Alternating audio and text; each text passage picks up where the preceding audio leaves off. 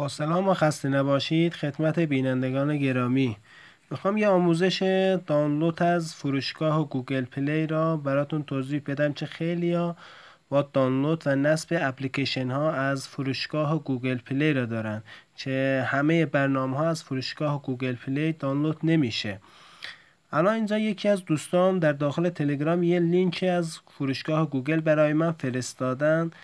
وقتی روی لینک میزنم، لینک از فروشگاه گوگل پلی، اینجا نوشته این مورد در کشور شما قابل دسترسی نیست، یا اصلا موقعی که از فروشگاه گوگل پلی یه جستجوی برنامه رو انجام میدین اصلا اون برنامه رو برای شما نمیاره. برای این کار ابتدا باید یه دونه VPN فعال کنید. ببینید من اینجا 3 تا VPN دارم که مورد علاقه‌ام و یکیشو فعال میکنم. فرق نمیکنه از هر VPN استفاده کنید.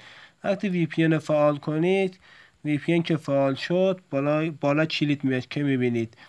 بعد میرید تنظیمات گوشیتون. در تنظیمات گوشی میرید روی برنامه ها. روی برنامه ها مدیر برنامه ها را میزنید. بعد اینجا میایید فروشگاه گوگل پلی را پیدا میکنید. ببینید فروشگاه گوگل پلی.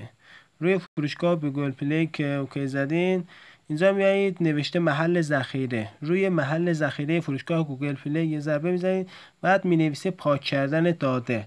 پاک کردن داده رو میزنید و همه اطلاعات رو پاک میکنید. وقتی این کار رو انجام دادید، دوباره میایید بیرون. بعد میریم اون لینکی که دوستمون برامون فرستاده بودن دوباره امتحان کنیم. نگاه کنید، ببینید وقتی دوباره روی لینک زدم، الان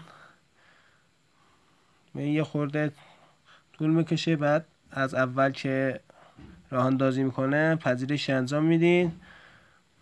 ببینید نصب اومد. الان این برنامه رو راحت میتونم نصب کنم. روی نصب میزنید، ادامه رو میزنید، بعد اینجا اسکیپ میزنید، پذیرش. برنامه آماده نصب شد که ببینید در حال بارگیری. موفق و پیروز باشید.